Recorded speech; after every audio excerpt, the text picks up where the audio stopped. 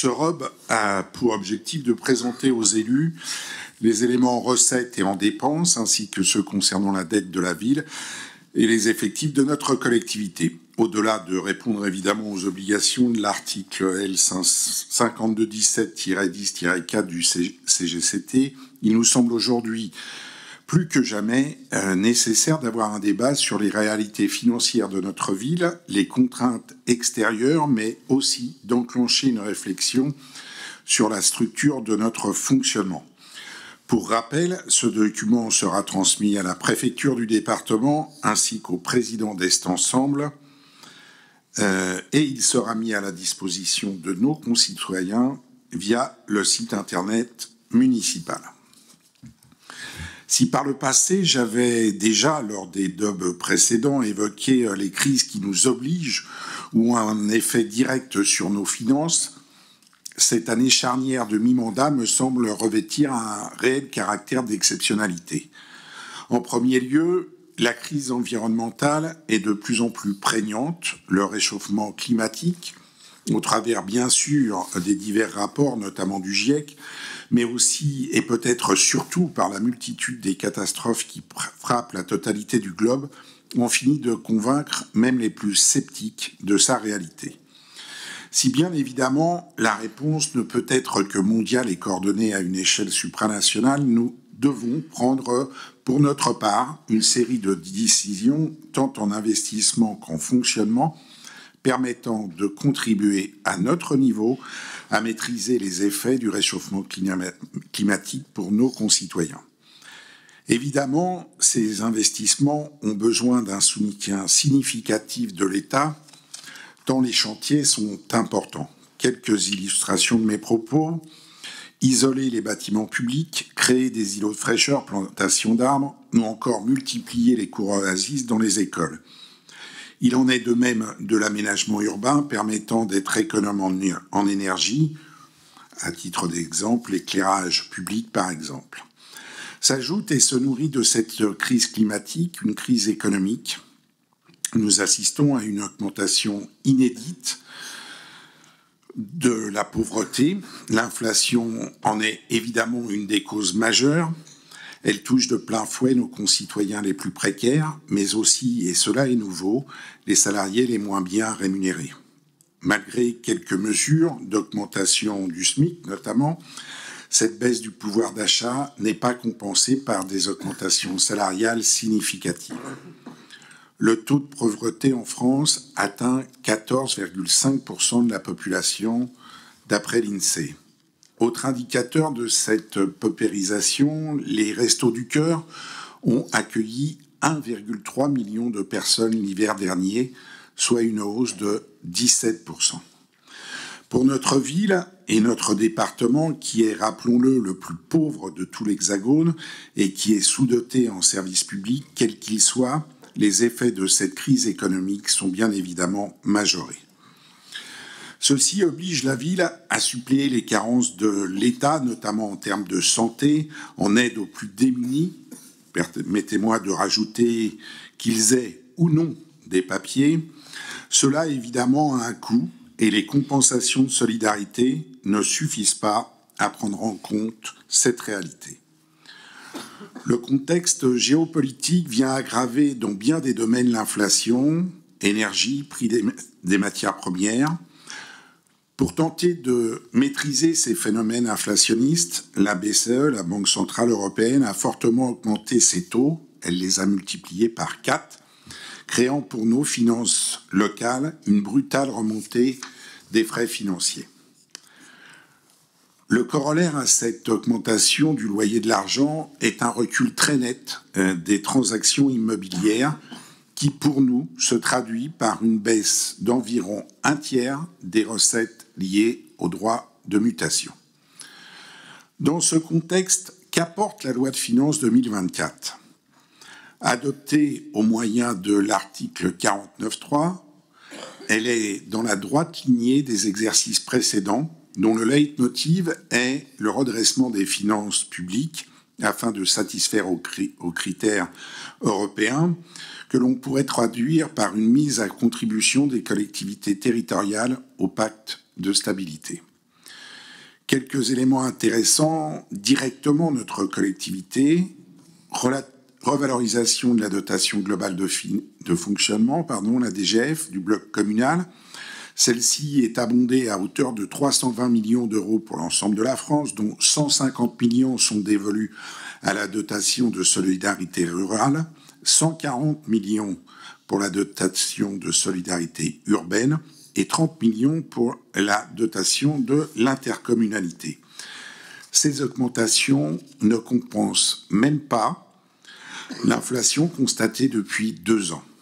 Montreuil est éligible à la DSU, à la dotation de solidarité urbaine, et à ce titre, nous devrions, percevoir 300 à 500 000 euros supplémentaires. Augmentation du fonds vert de 500 millions d'euros. Créé en 2022, il doit permettre aux collectivités de faire face aux besoins liés au changement climatique. Malgré cette augmentation, ce fonds reste très en deçà des besoins exprimés par les collectivités territoriales. Pour notre ville, nous avons d'ores et déjà déposé des dossiers pour avoir un pourcentage sur le niveau d'investissement. À noter que dans cette loi de finances, pour masquer ces insuffisances, il est fait obligation pour les collectivités de se doter dès le CA 2024, c'est-à-dire dès la fin de l'exercice 2024, d'un budget vert censé identifier les efforts faits en matière de lutte contre le réchauffement climatique. Dans le même état d'esprit, nous aurons la possibilité d'identifier une dette verte dans les emprunts que nous contractons. Ces 2 dispositifs attendent leur décret d'application qui seront peut-être connus au premier semestre 2024. Actualisation forfaitaire des bases fiscales. Tous les ans, les valeurs locatives foncières sont revalorisées en fonction de l'indice des prix à la consommation harmonisé, IPCH. Pour l'exercice 2024, le taux de revalorisation appliqué sera de 3,9%. Cette revalorisation générera aux environs de 3,5 millions d'euros. Voilà grosso modo ce qu'il y a dans la loi de finances 2024. Passons maintenant à la situation financière de notre ville. À la lumière des éléments dont je viens de parler, l'exercice 2023 est en recul par rapport aux années précédentes. Néanmoins, notre épargne brute a permis, et c'est une obligation, je vous le rappelle, de couvrir le remboursement annuel de la dette. Notre capacité d'autofinancement net est toujours positive à 1,9 million d'euros. Nous avons réalisé cette année 31,3 millions d'euros d'investissement sans alourdir la dette. Au total, notre situation financière est saine, mais fragilisée par le contexte inflationniste. Quelques exemples de retentissement sur nos finances. Les dépenses de fonctionnement s'établissent à 220,8 millions d'euros, soit une augmentation de 10,3 millions d'euros, 4,9% par rapport à l'exercice précédent. Cette forte augmentation est due aux effets conjugués de l'explosion des prix de l'énergie, de la hausse des taux d'intérêt et de la revalorisation salariale. Ces dernières, bien que légitimes pour nos agents, n'ont pas été compensées de quelque manière que ce soit par le gouvernement. Nous avons dû aussi augmenter les subventions, contributions et participations versées notamment au CCAS pour 150 000 euros, ainsi qu'à la Brigade des sapeurs-pompiers de Paris pour 140 000 euros. Au terme de la fiscalité reversée à Est Ensemble, c'est 1,2 million d'euros qui lui seront donc reversés. Enfin, la hausse des taux d'intérêt a grevé notre budget de 1,7 million d'euros au titre des charges financières. Au chapitre des recettes, si l'on accepte une revalorisation des bases fiscales à hauteur de 6,8 millions d'euros, le restant de nos recettes propres sont en très légère augmentation. Comme vous le savez, nos dépenses augmentent plus que nos recettes. Cela doit, de notre part, appeler à une vigilance accrue, mais très certainement à revisiter notre structure de dépenses de fonctionnement.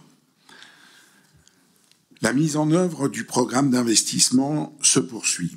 En 2023, la ville a investi dans les groupes scolaires de la ville, mais aussi dans la rénovation du centre de vacances Alvar, tout en aménageant des terrains pour les gens du voyage ou encore en investissement dans les systèmes de sécurité de nos lieux de sport. L'exercice 2023 a aussi été marqué par le lancement de nouvelles opérations, nouveaux groupes scolaires du Haut-Montreuil, réaménagement de la Croix de Chavaux, lancement de la 3e saison des BUPA, ainsi que la plantation d'arbres pour 1,1 million d'euros.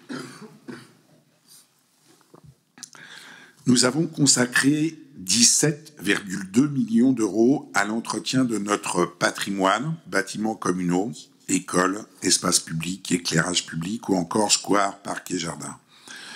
Nous reviendrons évidemment sur ces dépenses d'investissement lors de la présentation du compte administratif 2023. Si le recours à l'emprunt aura été légèrement supérieur à l'année précédente, il est légèrement inférieur au remboursement de la dette. Notre encours de dette diminue donc légèrement.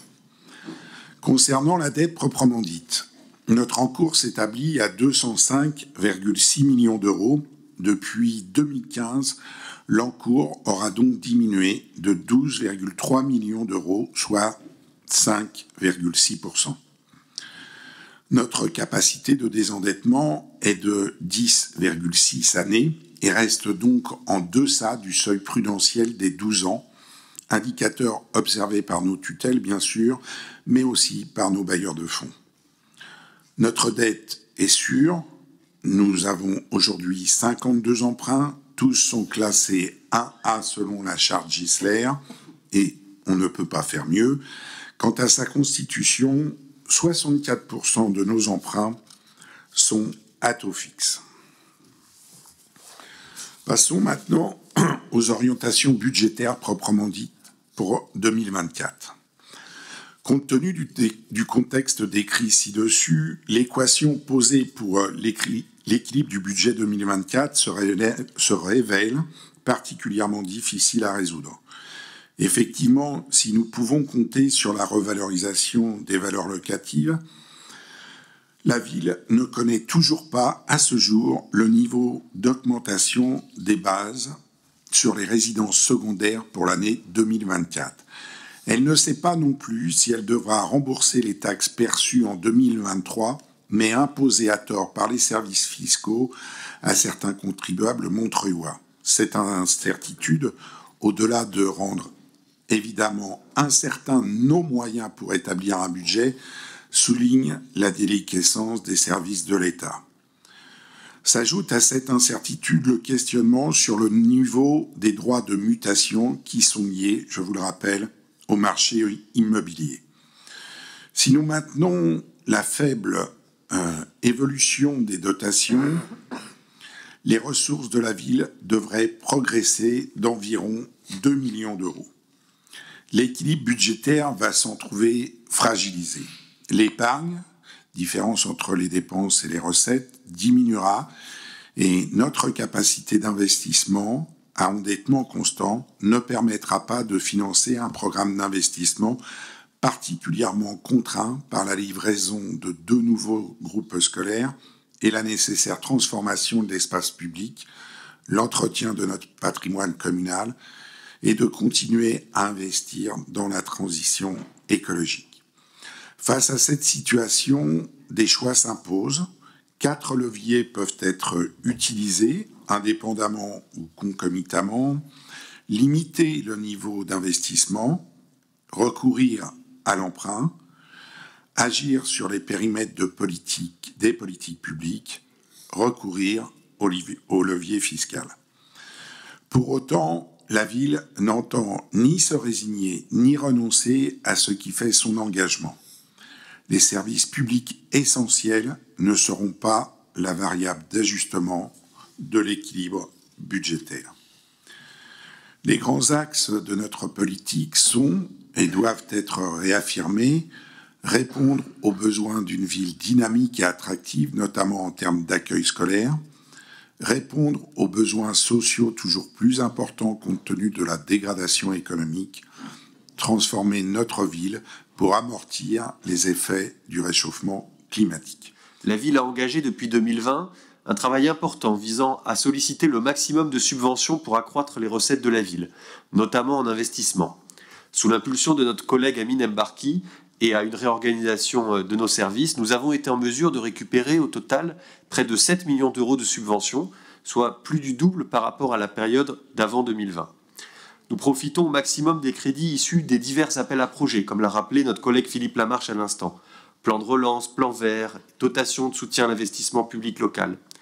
Des grands projets d'investissement comme la rénovation des écoles d'Estienne d'Orve, Renou, Lafargue ou encore Romain Roland, la restauration de l'église Saint-Pierre-Saint-Paul, le plan de sauvegarde des murs à pêche ou encore la création des sentiers de la biodiversité ont été rendus possibles en partie ou notamment grâce à cette stratégie financière. Vous pouvez compter sur vos élus socialistes pour poursuivre ce travail et préparer l'avenir de notre ville.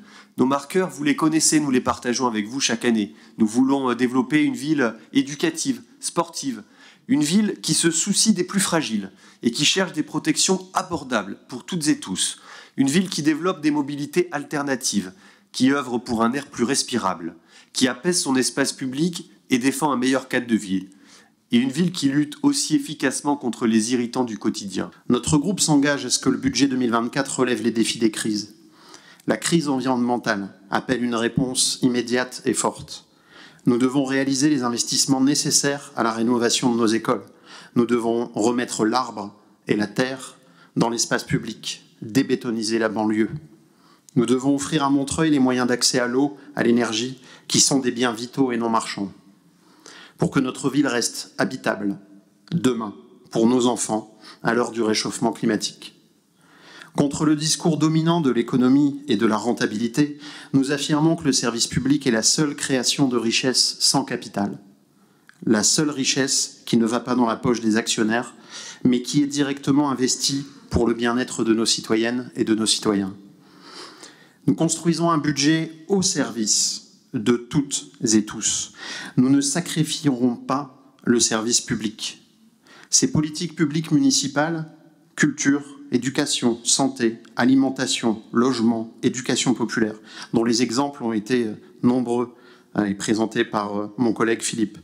Ces politiques, elles font la fierté des Montreuilloises et des Montreuillois. C'est là l'attractivité de la ville. Mais surtout, nos politiques sont le dernier filet de sécurité, de survie, de beaucoup de nos concitoyens les plus précaires. Nous n'abandonnons personne. Et nous ferons face ensemble contre la pauvreté et l'inégalité. Nous agissons contre l'injustice. Notre groupe, dans une logique de construction avec le reste de la majorité, souhaite réaffirmer une série de priorités pour le budget 2024 et ceux qui suivront.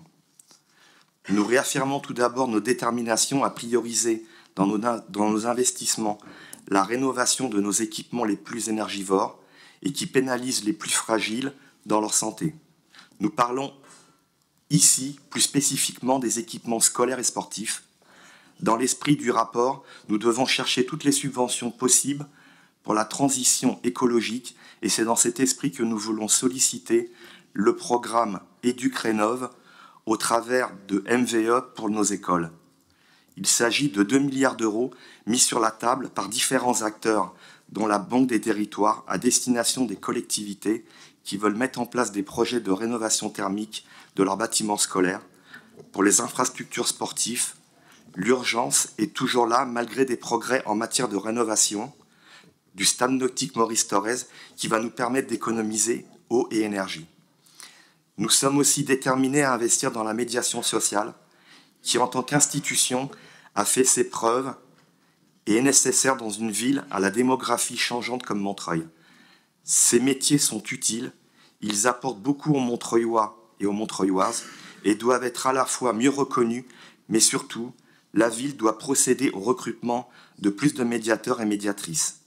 Nous comptons aujourd'hui 6 postes pour une ville de 112 000 habitants. Si nous suivons la moyenne nationale qui est d'un médiateur pour environ 5 000 habitants, nous devrions en avoir une vingtaine. Notre créneau pour le groupe Montreuil Insoumise, c'est qu'en toute hypothèse, les politiques sociales et destination des populations les plus démunies doivent être d'absolue priorité dans nos fléchages budgétaires. Et nous nous tenons à cette promesse, écrite d'ailleurs page 38 du rapport. La ville n'entend ni se résigner ni renoncer à ce qui fait son engagement. Les services publics essentiels ne seront pas la variable d'ajustement de l'équilibre budgétaire et les moyens dédiés aux priorités municipales seront préservés. Souvenons-nous par là même que les services publics essentiels, ce sont aussi les agents qui les font.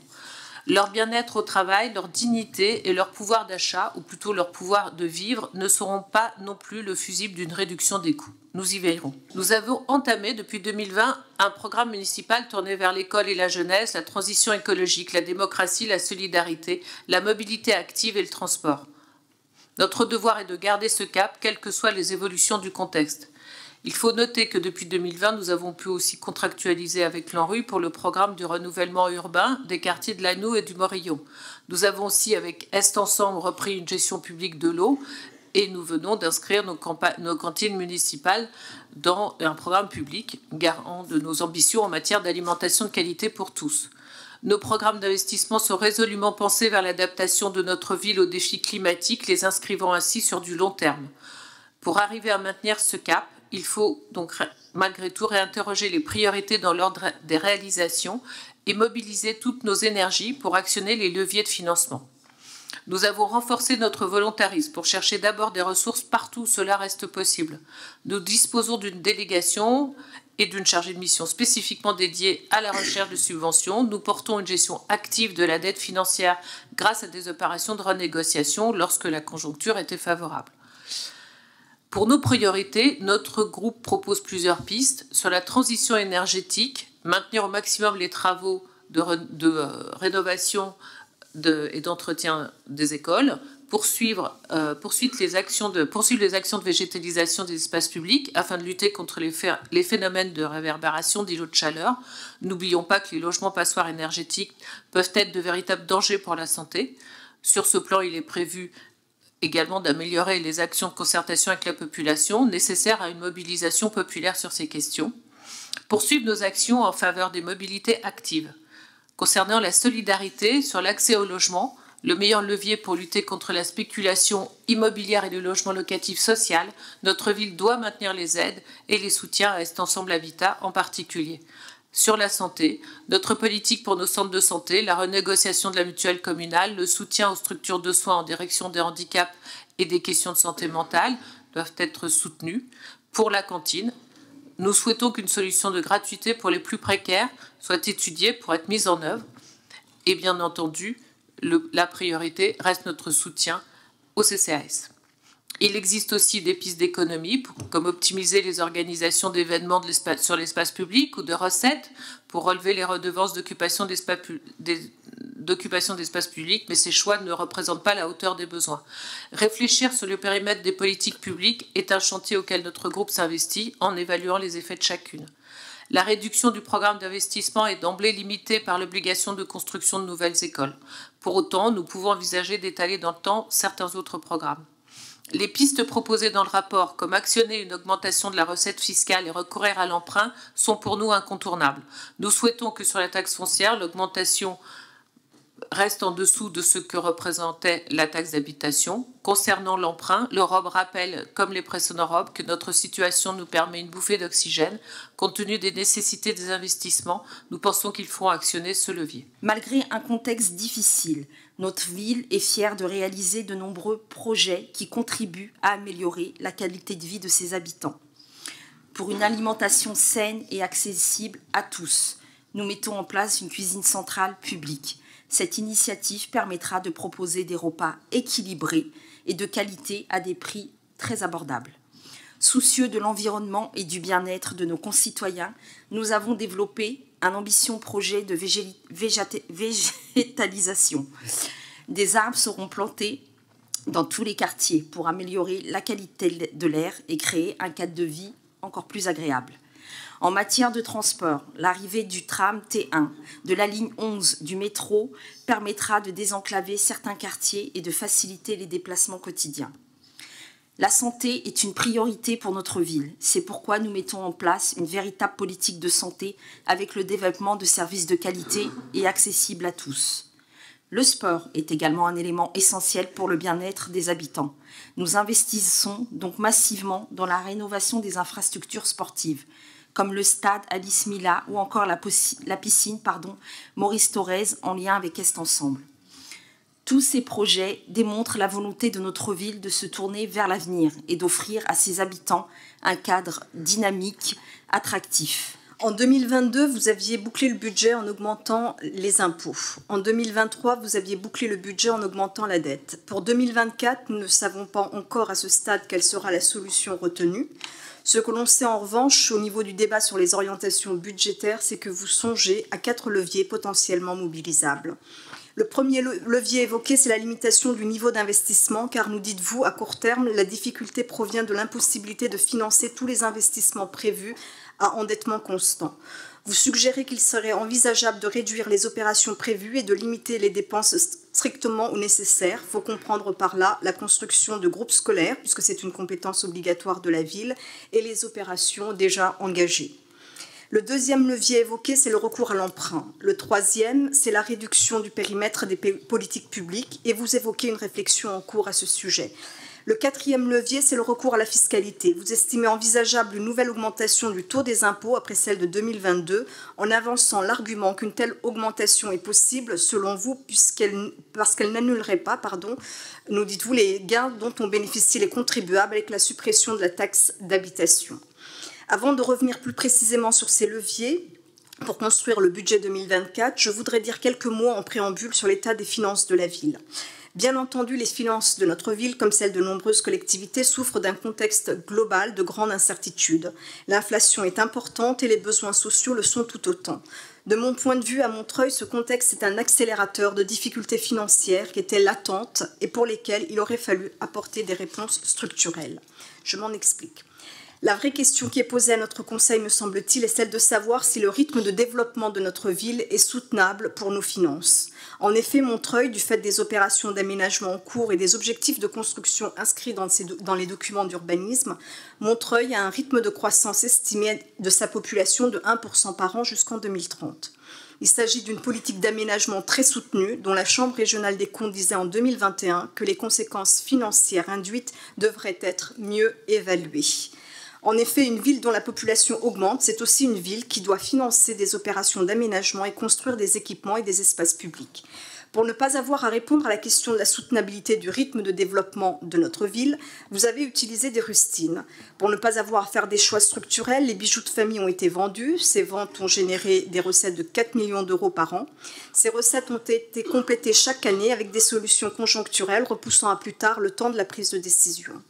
Pour ne parler que de la période récente, en 2021, vous aviez fait le choix de restructurer la dette de la ville. Ce mécanisme a un coût à long terme, mais il vous a permis de dégager des marges budgétaires à court terme. En 2022, vous aviez fait le choix d'augmenter les taux d'imposition. Ce choix a non seulement été coûteux pour les Montreuilloises et les Montreuillois, puisque la taxe foncière a augmenté de 5,8 millions d'euros, mais il a aussi été un mauvais choix pour la ville, puisque cette augmentation d'impôts a privé, je dirais artificiellement Montreuil, de l'aide exceptionnelle mise en place par l'État pour faire face à l'inflation. Pour faire simple, en faisant le choix d'augmenter les impôts en 2022, vous avez reporté la charge de l'inflation sur les Montreuilloises et les Montreuillois. En 2023, c'est la dette que vous avez mobilisée pour boucler le budget. 33 millions d'euros de dettes ont été inscrits pour l'équilibrer. Le tarissement des recettes issues des ventes du patrimoine privé de la ville à échéance 2024-2025, mais surtout la dégradation des équilibres financiers de la ville, rendent insoutenable la trajectoire financière de la ville et à défaut de s'interroger sur le rythme de développement de la ville, il faut trouver des financements pour y faire face. Dans les leviers d'action que vous avez évoqués ce soir pour construire le budget 2024, il y a le fait de restreindre les investissements à financer au minimum obligatoire. Vous posez la réduction des investissements comme un moyen d'équilibrer le budget sans nous dire quels sont les investissements auxquels vous êtes prêts à renoncer. Dois-je rappeler ici que depuis le début du mandat, en 2020, vous refusez de mettre sur la table le plan pluriannuel d'investissement de la ville. Comment peut-on avoir un débat sur les investissements et leur priorisation si depuis le début du mandat, et malgré nos demandes constantes, à aucun moment nous n'avons eu accès aux engagements pluriannuels envisagés? Sans vision de votre programmation d'ensemble, comment voulez-vous que nous puissions avoir le moindre avis sur les investissements auxquels vous allez devoir renoncer faute de moyens? Depuis le début du mandat, vous naviguez à vue en termes d'investissement, vous lançant même dans des investissements coûteux dont personne n'avait jusque-là vu la nécessité. En disant cela, je pense bien, par exemple à la piscine Maurice Thorez. Financer la mise aux normes olympiques de la piscine Maurice Thorez, un investissement qui n'avait pas été annoncé, en tout cas il a été annoncé nulle part et qui est devenu prioritaire parce que vous l'avez décidé seul, parce que vous nous dites que vous vouliez vous saisir des Jeux olympiques comme une opportunité financière. Les travaux coûtent 23,2 millions d'euros et le contribuable montreuillois va devoir financer plus de 13 millions d'euros. En termes d'opportunités, reconnaissez qu'il y a mieux, surtout quand on n'a pas d'argent pour financer des besoins autrement plus utiles pour la population. Même si vous réduisez au minimum les investissements à faire, compte tenu des prévisions que vous nous donnez dans ce rapport, même réduit au minimum, le financement des investissements nécessaires semble difficile. Vous nous annoncez une épargne brute à 15,31 millions d'euros. L'épargne brute ne permettrait même pas de couvrir le remboursement de la dette dont le montant est estimé à 17,8 millions d'euros. Quel que soit le niveau de réduction des investissements que vous déciderez, il faudra de toute façon trouver des financements supplémentaires. Pour trouver ces financements, vous songez à utiliser le levier fiscal. Après avoir augmenté de 86% le taux de la taxe foncière, vous évoquez ce soir une nouvelle augmentation possible des impôts pour boucler le budget 2024. Je voudrais juste souligner le fait que, contrairement à ce qu'on pourrait penser, l'augmentation de la taxe foncière ne touche pas que les propriétaires, mais par le biais des augmentations de loyers, elle est aussi portée par les locataires. Dans le même ordre d'idées et pour bien se représenter ce qu'une augmentation des impôts implique, je voudrais juste rappeler le fait que la population montreuilloise reste socialement peu favorisée, avec un revenu fiscal moyen par habitant de 15 665 € et plus de 36% d'entre eux habitent le parc social. Au-delà des difficultés financières que peut générer une nouvelle augmentation des impôts, le recours au levier fiscal m'interpelle aussi sur le plan démocratique. En effet, monsieur le maire, comment pouvez-vous, vous et votre majorité, refuser de mettre en débat les investissements que vous jugez utiles sur le mandat, alors que vous envisagez une nouvelle augmentation des impôts des Montreuilloises et des Montreuillois ? Pour conclure mon propos, je voudrais dire un mot d'une piste qui n'apparaît pas dans les orientations budgétaires qui nous sont présentées ce soir. C'est celle des économies sur un certain nombre de dépenses symboliques, mais qui, sur le plan des montants engagés, sont loin d'être des dépenses anecdotiques. Je vais citer par exemple les frais de bouche. Comment pouvez-vous demander aux Montreuilloises et aux Montreuillois de se serrer la ceinture en payant plus d'impôts lorsque vous-même, par simple décision du maire, non débattue en conseil municipal, vous engagez la ville pour 500 000 € de petits fours ? Compte tenu du contexte budgétaire, comment pouvez-vous encore avoir un journal municipal de 32 pages distribué dans toutes les boîtes aux lettres de la ville 2 fois par mois ? J'ose espérer que le budget que vous soumettrez au vote en mars prochain portera la trace des économies nécessaires à faire sur ces postes d'apparat. Quand on ferme une école pour faire des économies, comme ce fut le cas en décembre dernier avec l'école Aragon, quand on s'apprête à augmenter les impôts et ou à endetter encore plus la ville, la moindre des choses, de mon point de vue, c'est aussi de réduire un train de vie qui devient disproportionné compte tenu du contexte. Je vous remercie. Je ne reprendrai pas les propos de ma collègue Chukrionis que je partage entièrement. Je ne sais pas comment vous pouvez envisager un débat d'orientation budgétaire en nous refusant de nous donner le plan pluriannuel d'investissement et en refusant de nous dire parmi 4 leviers qui sont les 4 leviers qui existent en finances publiques, sans nous dire lequel vous privilégiez et sans nous dire comment vous allez faire. C'est-à-dire qu'à un mois du vote du budget, vous ne nous dites pas si vous allez procéder à des hausses d'impôts, vous ne nous dites pas les investissements auxquels vous allez éventuellement renoncer, et vous nous demandez d'avoir un débat d'orientation budgétaire sans aucun de ces éléments. Le plan pluriannuel d'investissement, c'est un document qui est obligatoire. D'ailleurs, comme le rapport sur le développement durable, qui cette année, manifestement, a du retard. Le plan pluriannuel d'investissement, monsieur Lamarche, j'ai été regardé dans les débats d'orientation budgétaire et dans les débats sur le budget ces dernières années. Il nous avait été promis en 2022 que ça y est, il était fait, comme il y avait les montants connus désormais pour l'ANRU, nous disposerions avant la fin de l'année, en 2022, il nous avait été dit, du plan d'investissement pluriannuel finalisé prenant en compte l'ANRU. Désormais, ce plan on nous dit qu'il existe mais qu'on ne l'aura pas, qu'il est réservé à la majorité municipale, ce qui est quand même assez... Enfin, c'est une conception de la démocratie qui est quand même assez étonnante, et puis une conception de la loi qui est assez conforme finalement à ce que vous faites de plus en plus. Vous ne voulez pas nous dire si les impôts vont augmenter, mais quand on sait lire un peu entre les lignes, vous éliminez quand même plusieurs des pistes qui s'offrent à vous, et vous terminez par une sorte de louange à l'impôt, en expliquant que, bon, finalement, l'impôt, comme il y a eu suppression de la taxe d'habitation, ce sera pas bien grave si les impôts augmentent. Personnellement, j'en conclus que vous allez annoncer une hausse des taux de fiscalité au moment du vote du budget au mois de mars. On verra bien. Manifestement, les arbitrages ne sont pas totalement faits au sein de la majorité, si j'ai bien compris l'intervention d'Olivier Stern. Mais enfin, il n'y a pas besoin d'être grand clair pour voir que c'est ce que vous allez faire. Vous passez totalement sous silence un certain nombre de dépenses qui s'annoncent pour la ville. Vous ne pouvez pas annoncer dans le même conseil municipal la perspective à court terme d'une cuisine municipale à Montreuil, portée certes par le Ciresco auquel vous souhaitez adhérer, mais les investissements qui seront faits par le Ciresco à partir du moment où Montreuil en sera adhérent, seront portés aussi en dépenses par la ville de Montreuil. Le pire étant que peut-être ils seront portés non pas sous forme d'investissement, mais sous forme de dépenses de fonctionnement par le biais du paiement de la participation aux prestations de repas du Ciresco. Là-dessus, on aimerait bien vous entendre. Quel est le montant? Une cuisine centrale, c'est au bas mot 10 millions d'euros. Montreuil va devenir le principal, le plus gros adhérent du Ciresco, donc table commune. Comment vous gérez la montée en puissance des dépenses qui seront forcément liées à la création de cette cuisine centrale, qu'elle soit faite à Montreuil ou ailleurs, puisque la cuisine centrale d'Ivry arrive en bout de vie en 2026. Donc le Ciresco devra construire une cuisine centrale, quoi qu'il en soit, et Montreuil devra porter sa quote-part de ses dépenses.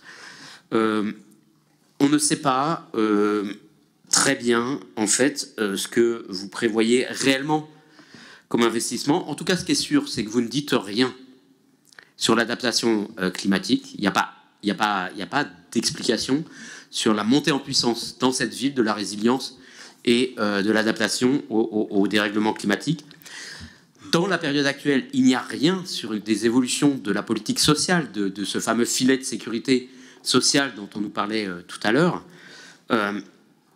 Et il n'y a rien non plus sur les questions de dépollution, dont on sait à quel point elles pèsent et vont peser sur les finances de cette ville.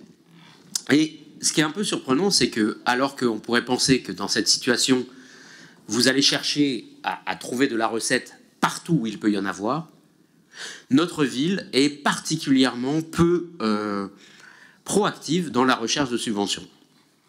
Il y a des tas de gisements de subventions sur lesquels on ne va jamais. Cette ville qui, 112 000 habitants, ne recherche quasiment aucune subvention européenne.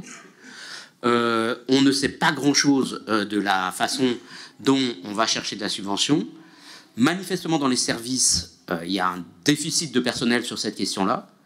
Et on sait très bien que, dans la période actuelle, réussir à obtenir des subventions, ça passe par des personnes qui travaillent sur ces sujets-là dans les services de la ville. Est-ce que vous comptez quand même, à un moment, aller sur ce terrain qui pourrait permettre d'éviter d'avoir à aller chercher d'autres types de recettes plus faciles en augmentant les tarifs municipaux ou en augmentant les impôts?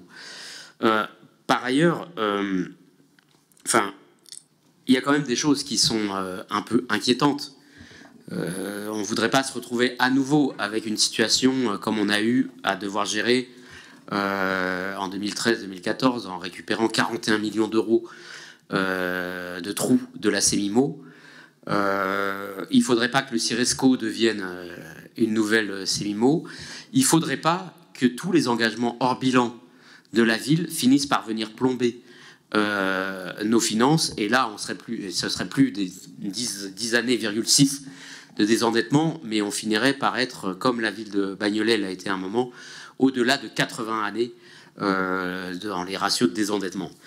Sur tout ça, nous n'avons aucune information. Comme toutes les décisions qui concernent ces sujets ne sont désormais plus traitées en conseil municipal, puisqu'elles relèvent uniquement des décisions du maire, à laquelle le conseil municipal a donné des délégations tellement pléthoriques que finalement, comme le disait ma collègue tout à l'heure, on vote sur des choses à 6 000 €, mais quand c'est 30 millions d'euros, ça passe pas au conseil municipal.